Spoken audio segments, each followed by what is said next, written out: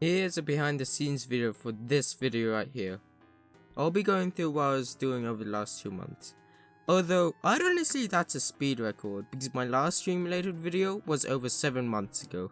The rapid evolution of this channel, well, I can't say anything right now, has still been staggering. And not in the term of subscribers and views, but in the way on how I make these videos, the art style and even the audio, editing and even the music I use in these videos. I'll be using a more scrappier version of my art style to show myself without having to take 2 more months just drawing backgrounds. But before I talk about that, I should probably touch on the story, since any outsider would probably get rightly confused about these streams, what I was thinking, and if half of what I did was even legal. Well, funny story actually, a family tried to OBJECTION! Actually, that's a dream for another time. So what was I thinking when I was making this video? Well, the main goal of the video was to clear some things of the story and to theorize in the wider universe inside these dreams. Such as why the earth blew up, and what age was I when these events even take place. And where, without giving too many spoilers on what I think happened, where on earth does Sandra, the name I gave to this character, come from? But I think I just gave myself more questions. But in order to not go rambling and spoil things about my past and my dreams, I'm going to answer some questions that I've had myself, such as what is even my day job in these dreams?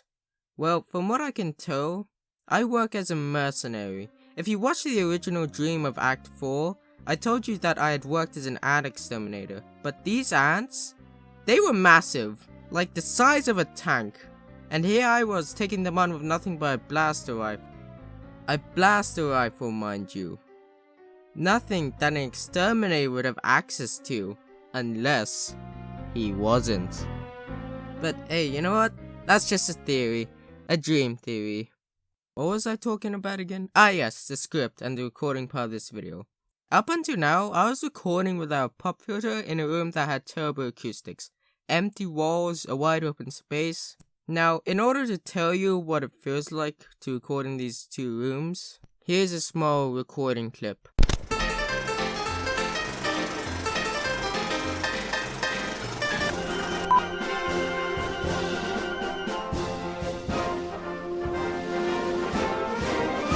Marching on, singing songs, with the forlorn hope that's history. Editing audio for my videos have always been a problem from the first to now. And even now, I've had problems finding which combination of which effects worked and where. And the background noise, the noise! Even now with my beefy computer, I'll probably still record this on my Surface Pro. Why? Because every time, for some reason, the fan just... But sometimes it all works out and I get the lines in a single recording session. Have you noticed the evolution of my art style? It used to be this. It looks like it was hand-drawn or poorly drawn. Well, before that, I had a video named something along the lines of antibiotics something something. It's a project for school that I did.